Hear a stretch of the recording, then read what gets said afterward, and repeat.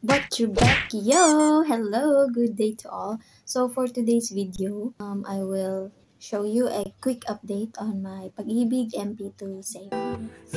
So if you're new here on my channel, please subscribe and click the notification bell para updated po kayo sa aking next videos. So this is just a quick review and update on my MP2. So first thing, ano nga ba ang Pag-ibig MP2 or Modified Pag-ibig Savings Program? So MP2 or Modified Pag-ibig 2 Savings Program is a special voluntary savings facility with a 5-year maturity designed for active Pag-ibig Fund members who wish to save more and earn higher dividends.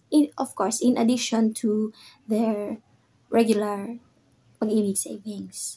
So, another question is there a minimum amount that I should save in the MP2 savings? Yes, the minimum amount is 500 pesos.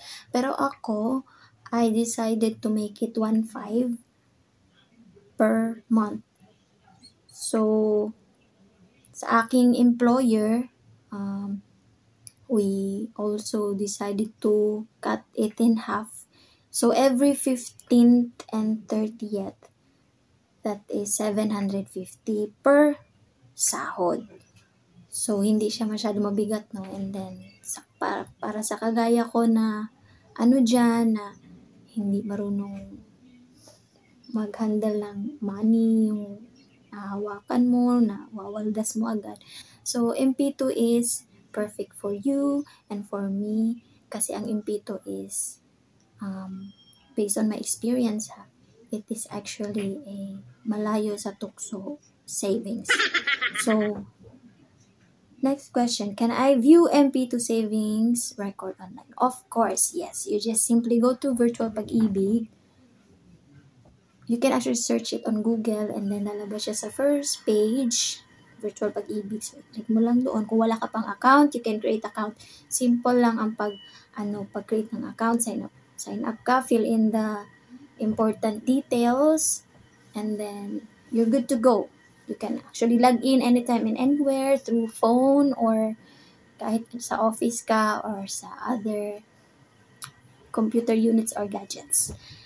So, ngayon, I will show to you an update of my Pag-ibig MP2.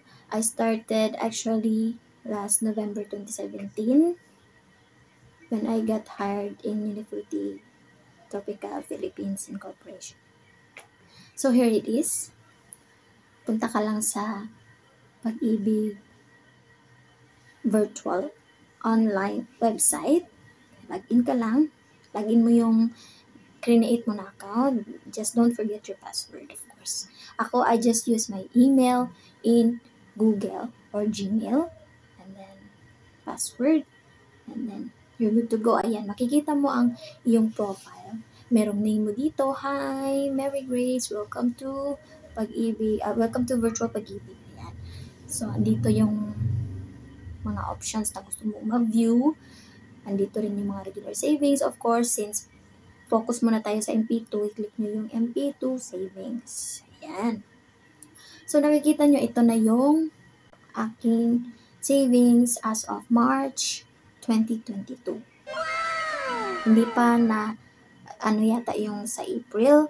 So, papasok din yan. Maybe next week or the end of this month. So, ayan. Total contributions ko, umabot na ng 52 or 52 months. And then, habang nag-aano siya, almost, I think magmamature na siya. Yes, magpa 5 years na yata this November or December. So, ayan, yan na yung total ko. Pwede mo rin itong ma-view per year. So, for example, since nag-start ako 2017, pwede mo i-type dito sa baba, 2017, and then, click mo lang yung search. Ayan, lalabas na lahat ng contributions mo last 2017 from November. November lang pala. November lang pala yung credit. So, punta tayo sa 2018 na yan. From January to December 2018, as you can see, sa December na papasok na rin yung dividend, total dividend. Ayan, 900 plus. Now, you can actually check again the next year, the 2019. Ayan, January to December. Nakikita nyo, 1.5 siya kasi per month yung remittance doon sa Pag-ibig. Pero if ipadidak mo, autodidak mo sa iyong salary, depende sa na-agree nyo sa payroll section, pwede nyo i-cut into half. So, 70 every 15th and 750 every 30th. Ayan. Next, check natin ang 2022. Ayan, kompleto. Meaning, nagre-remit talaga yung employer. Hindi lang didak ng didak. I-check nyo rin yan. Baka kasi sumali kayo ng impito tapos dinididak sa inyong salary. And then yung pala hindi nire-remit. So, it's nice to have an virtual Pag-ibig account online. Next, 2021. Ayan. And then 2022, January to March. So, eventually papasok din yung April, so on and so forth. So, that would be all for today. I will give you an update on my next video on how to withdraw. Since magmamature na this coming December 2022 yung sa akin, I will also share to you how to withdraw. And by the way, since 5-year maturity, meaning nakalock-in, hindi mo siya talaga mawi-withdraw. Like sa ibang bank na nag-save ka sa bank, and then may matutukso ka, mabubudol ka sa mga online shopping, mawi-withdraw mo yung savings. Ang impito, hindi po. Hindi mo siya makukuha. Pag ang reason mo is very light lang. I have actually FAQs links below. You can actually click down there and then makikita nyo yung mga frequently asked questions about MP2. So, may mga reasons doon paano mo lang makukuha before 5 years. Yung mga mabibigat na talaga na rason, yan ang i-grant ni Pag-ibig. Pero yung gusto mo lang kunin, like gusto mo lang mag-shopping, gusto mo lang na pangbayad sa other expenses, hindi po siya pa pwede. Kasi nakalock-in siya 5 years, and then yung dapat ma-withdraw mo siya, dapat yung mga valid reasons lang talaga. Like for example, death, ganun. So, thank you for watching.